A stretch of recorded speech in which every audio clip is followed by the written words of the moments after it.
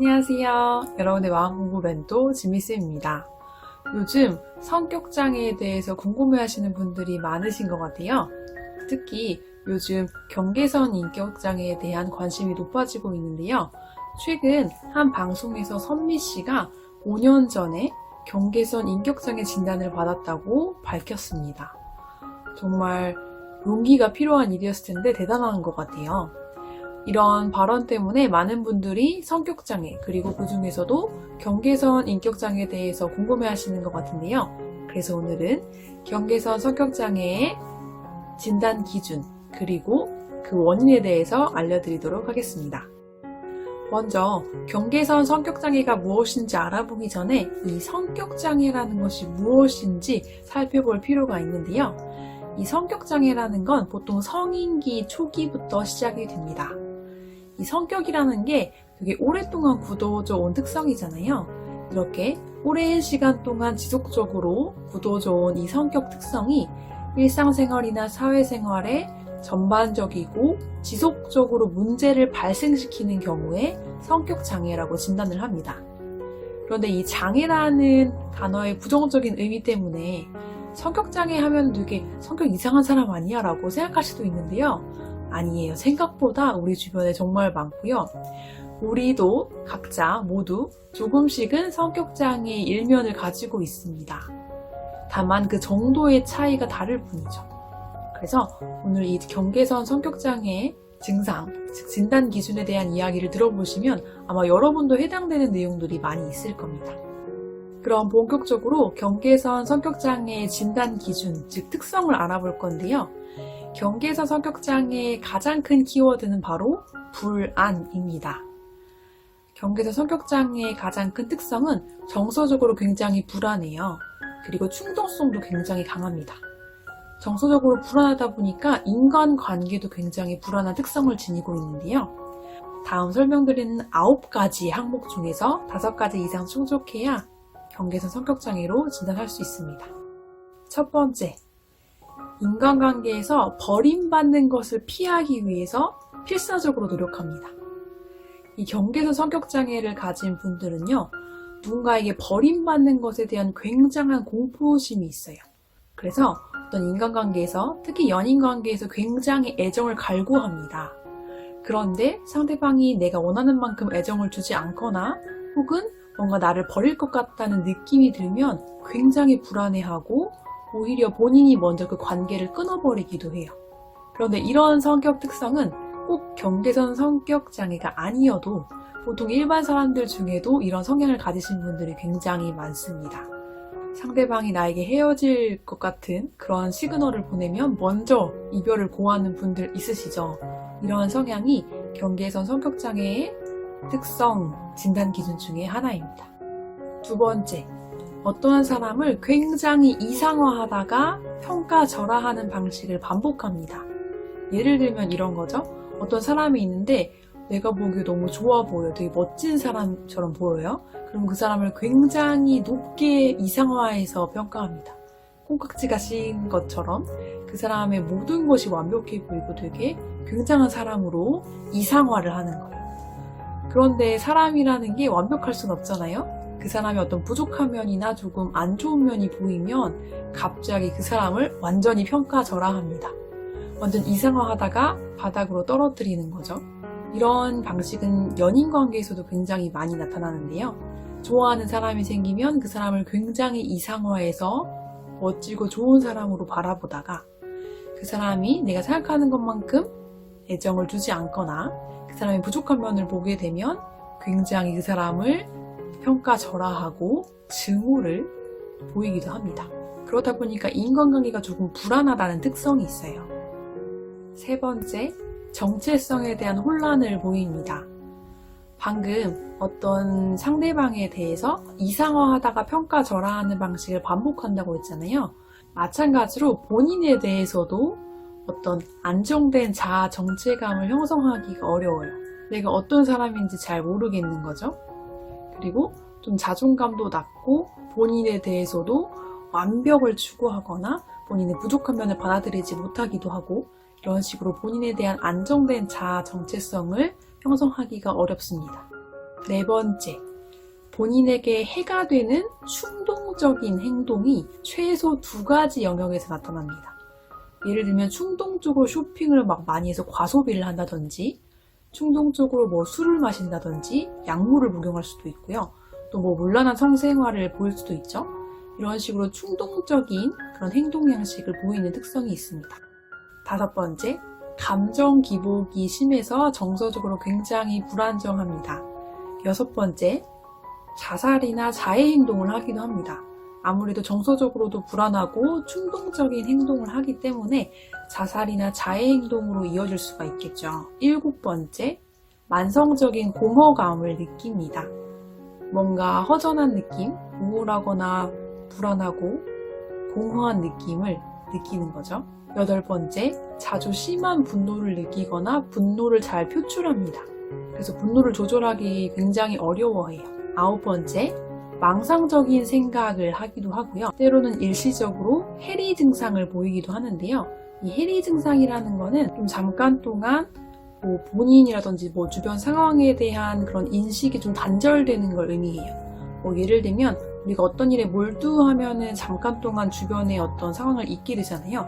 이런 것도 뭐 일종의 가벼운 해리 증상이라고 볼 수가 있고, 또 뭐 최면 상태 이런 거, 다중인격이라고 하죠. 해리 장애의 대표적인 장애가 이제 다중인격인데요.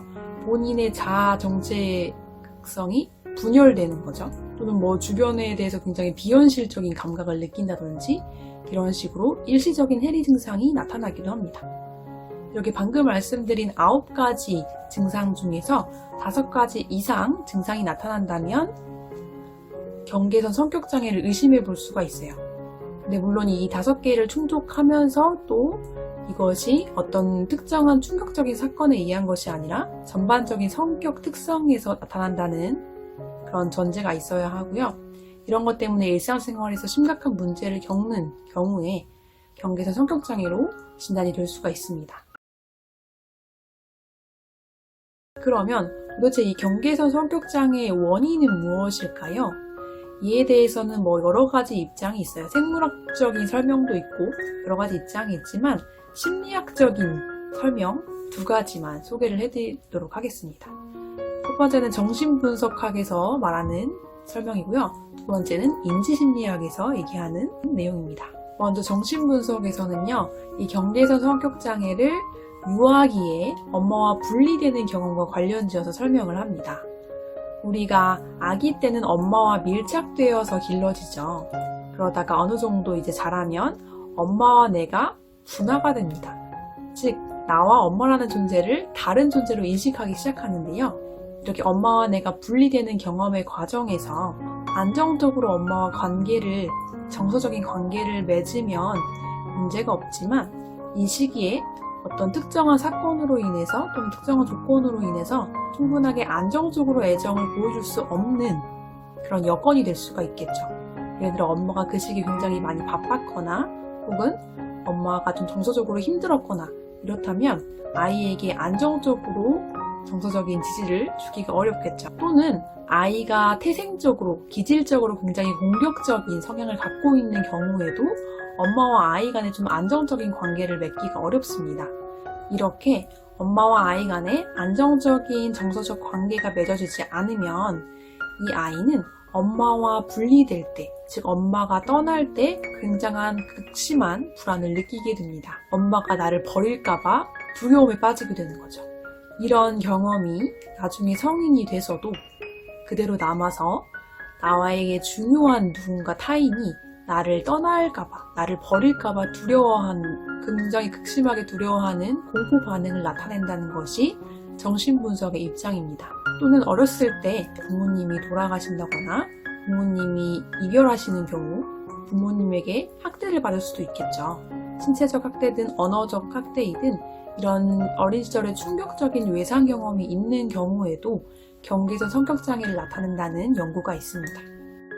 이렇게 정신분석은 거의 대부분의 심리장애를 어렸을 때의 경험으로 설명을 하는데요. 반면에 인지심리학적 입장은요, 이 경계선 성격장애를 갖고 있는 사람들의 이 내면에 독특한 3가지 신념이 있다고 합니다. 첫 번째 신념은 세상은 굉장히 위험하고 악의로 가득 차 있다는 신념입니다. 즉, 세상에 대해 굉장히 부정적으로 바라보는 그런 관점이죠. 두 번째는 나는 굉장히 힘없고 상처받기 쉬운 존재다라는 신념입니다. 자신에 대해서 굉장히 부정적인 믿음을 갖고 있고, 그렇기 때문에 이 험난한 세상에서 내가 혼자서 맞서서 살아가기 굉장히 힘들다라고 생각을 하는 거죠. 그렇기 때문에 굉장히 불안함과 초조함을 갖고 있고, 또 누군가에게 약점을 보일 경우에 위험하잖아요. 그렇기 때문에 항상 본인의 약점을 숨기려고 하고 다른 사람들을 경계하는 경계심이 강합니다. 따라서 굉장히 불안해하면서도 나에게 중요한 누군가에게 의존하려는 그런 성향을 보이기도 하는 거죠. 세 번째는요, 나는 환영받지 못한 존재다라는 믿음입니다. 겉으로는 누군가에게 의존을 하려고 하지만 마음속 깊은 곳에서는 나는 환영받지 못한 존재다라는 믿음이 자리 잡고 있기 때문에 누군가와 친밀하게 안정적인 관계를 맺기가 어렵고, 상대방이 또 나를 버릴까봐 두려워하면서 굉장히 불안한 관계를 맺는 거죠. 따라서 경계에서 성격장애를 치료하기 위해서는 일반적으로 개인 상담, 개인 심리 상담 치료가 굉장히 중요하다고 해요. 그래서 오랜 기간 동안 상담자와 안정적인 관계를 맺으면서 이러한 신념들을 바꿔나가는 것이 중요합니다. 이렇게 경계에서 성격장애의 진단 기준, 즉 증상과 원인에 대해서 살펴봤는데 어떠셨나요?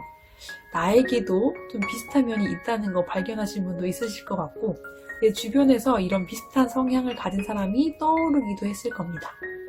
또 우리 흔히 영화나 드라마에서도 이런 성향을 가진 캐릭터들이 굉장히 많이 나오죠. 근데 이 성격장애의 원인을 좀 살펴보면 성격장애를 가지신 분들은 정말 다들 마음속에 굉장히 아픈 상처를 갖고 계신 분들이에요. 그렇기 때문에 성격장애를 가진 사람들을 이상한 사람이라고 보는 것보다는 좀 더 너그럽고 따뜻한 자비의 마음으로 바라보는 것이 좋을 것 같습니다. 오늘 영상 도움이 되셨다면 좋아요와 구독 해주시고요. 저는 다음 영상에서 또 새로운 지혜를 가지고 돌아오도록 하겠습니다. 오늘도 마음 편안한 하루 보내세요. 사랑합니다. 안녕. 여러분, 저의 첫 책 마음공부 워크북이 출간되었습니다. 목차를 보면요, 여러분에게 꼭 필요한 내용들을 많이 담았고요. 굉장히 읽기 쉽게 썼기 때문에 누구나 편안하게 읽으실 수 있을 겁니다. 그리고 책 내용들 중간중간에 이렇게 여러분이 글을 쓸 수 있는 부분들이 있어요.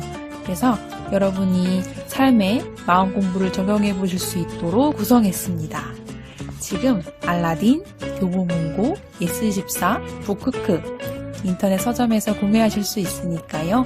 많은 구매 부탁드릴게요.